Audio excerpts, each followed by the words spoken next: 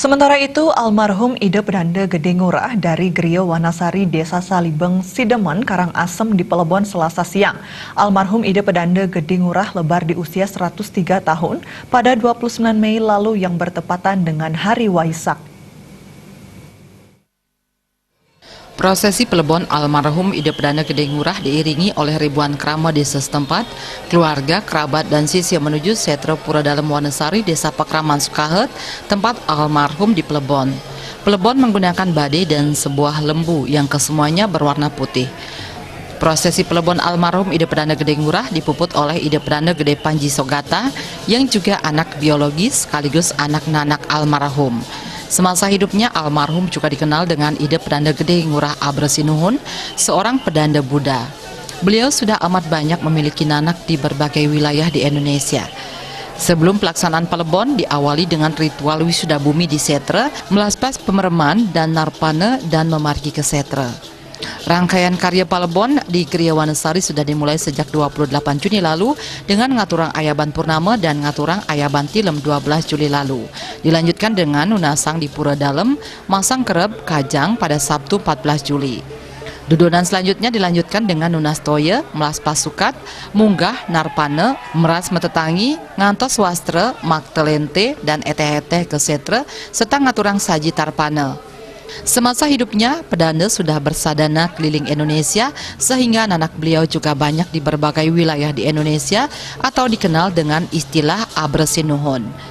Jika umat Hindu ingat karya Eka Dasaludra tahun 1963 di Pura Besakih, almarhum Ide Pedanda Gede Ngurah lah yang muput karya tersebut saat itu. Setelah napak jadi Ide Pedanda sejak tahun 1960, demikian juga pada karya tahun 1979. Almarhum juga pernah memimpin Siwaratri di Prambanan tahun 1979-1980,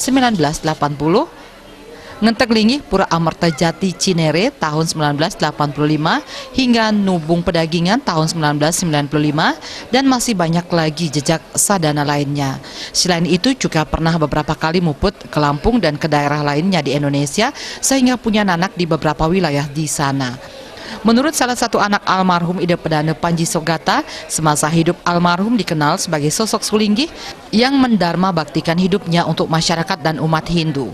Di mata keluarga, beliau adalah pribadi sederhana dan panutan bagi anak cucunya.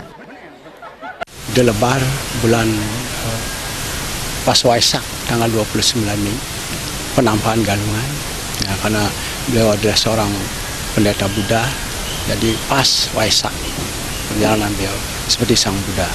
Beliau pedanda yang sederhana sekali. Mungkin kalau melihat Griane, itu baru Griane diperbaiki setelah putu-putu aslinya, okan-okannya itu bisa memperbaiki. Ya, kalau dari masih tetap begitu. Nah, begitulah saudara maning seorang pedanda. Jadi beliau cukup sederhana. Beliau lebih banyak berjalan dulu. Jadi dari tahun 60 itu berjalan. Kebetulan sisinya jauh-jauh, baik tukar gunung dan bisa 15 kilo, 30 kilo bisa berjalan. Nah, itulah mungkin menjadikan fisik beliau kuat. Almarhum meninggalkan 11 orang anak, 4 diantaranya sudah lebih dulu meninggal.